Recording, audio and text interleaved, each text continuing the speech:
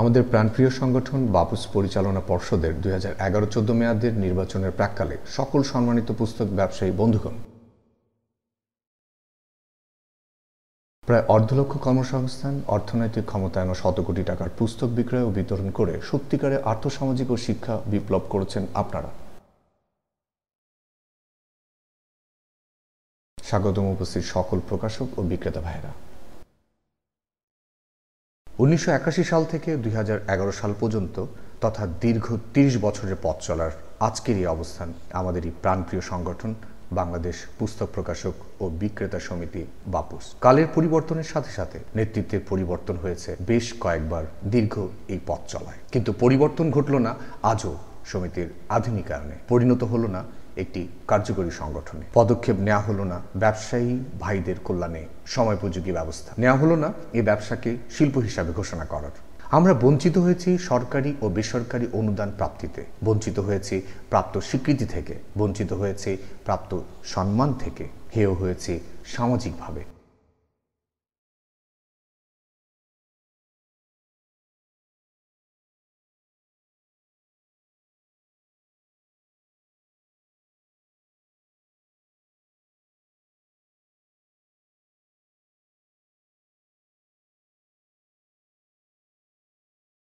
এই অবস্থার শেষ কোথায়? আজকের এই সংগঠনকে কেউ কেউ ব্যবহার করেছে নিজেদের স্বার্থ উদ্ধারের জন্য, কেউ বা তৈরি করেছেন ব্যবসায়িক দ্বন্দ্ব। সর্বোপরি সংগঠনকে পরিণত করা হয়েছে অকার্যকর ও ব্যর্থ সংগঠনে। সর্বশেষে যারা এই কমিটিতে ছিলেন তারা আজ দ্বিধা বিভক্ত হয়ে পথভ্রষ্ট হয়েছেন। সংগঠনের বিভিন্ন ব্যর্থ কার্যক্রমের সুযোগে কেউ কেউ তাদের ব্যক্তিগত ব্যবসায়িক অবৈধ সুবিধা আদায়ের লক্ষ্যে ব্যবহার করেছেন, কাউকে কাউকে দাঁড় করিয়েছেন প্রতিপক্ষ হিসাবে, কেউ বা পড়েছেন ব্যক্তিগত আক্রোশের রোষানলে। একসময় যেখানে বাপুসের সদস্য ছিলেন 12,000 জন, সেখানে আজ 2,200 সদস্যতে এসে দাঁড়িয়েছে, যার মধ্যে প্রকৃত ব্যবসায়িক হবেন 1,000 থেকে 1200 জন। এই অবস্থার সমাধান কি? বিগত সময়গুলোতে সারা বাংলাদেশের সম্মানিত পুস্তক ব্যবসায়ী ভাইয়েরা প্রশাসন ও গণমাধ্যম কর্তৃক নির্যাতন এবং হয়রানির শিকার হয়েছেন নানাভাবে, যে কারণে আমরা সবাই কম বেশি ব্যবসায়িক ক্ষতির সম্মুখীন হয়েছি। এই ক্ষেত্রে সমিতি থেকে আমরা সময় মতো সহযোগিতা পাইনি, যার ফলশ্রুতিতে আজকে জেলা শহরগুলোতে সর্বোপরি সারা বাংলাদেশে ব্যবসায়ী ভাইয়েরা ব্যবসায়িক অনিশ্চয়তার মধ্যে দিন কাটাচ্ছেন। তাই সময় এসেছে সংগঠনকে আধুনিক, কার্যকর ও যুগোপযোগী করে তোলার, সর্বোপরি আমূল পরিবর্তনের মাধ্যমে এগিয়ে নিয়ে যাওয়ার। তাই আজ পরিবর্তনের অঙ্গীকার নিয়ে আত্মপ্রকাশ করেছে গণতান্ত্রিক ফোরাম। গণতান্ত্রিক ফোরামে যারা নেতৃত্বে রয়েছেন: অধ্যক্ষ আব্দুল মজিদ, প্রতিষ্ঠান পপি লাইব্রেরি, ব্যালট নং 10। এস.এম. ওমর ফারুক, প্রতিষ্ঠান globe library private limited, ballot নং 33। আলহাজ মোহাম্মদ শহীদুল ইসলাম, প্রতিষ্ঠান লেকচার পাবলিকেশনস লিমিটেড, ব্যালট নং 99। শহীদুল হাসান মল্লিক, প্রতিষ্ঠান মল্লিক ব্রাদার্স, ব্যালট নং 100। প্রকৌশলী মোহাম্মদ মেহেদি হাসান, প্রতিষ্ঠান শিওর সাকসেস পাবলিকেশনস, ব্যালট নং 80।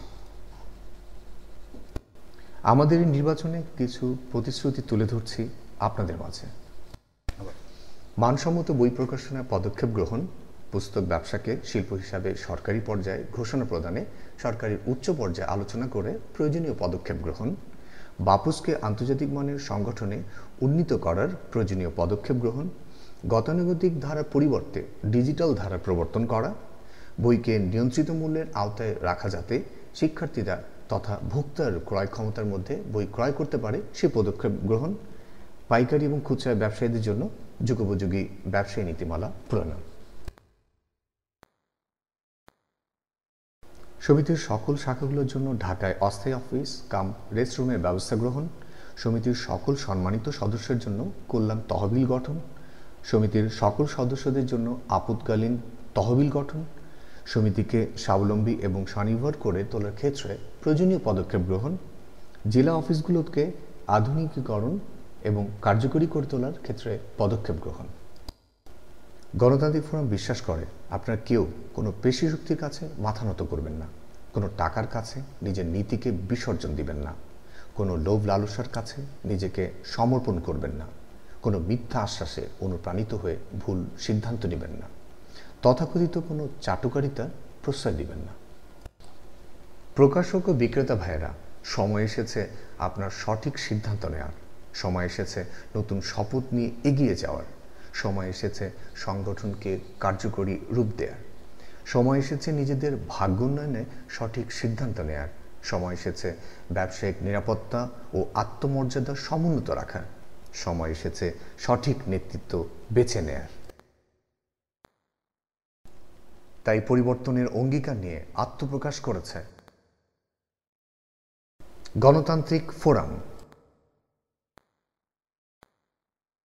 নিরাপত্তা, আত্মমর্যাদা ও সমৃদ্ধ আগামীর দৃঢ়তায়।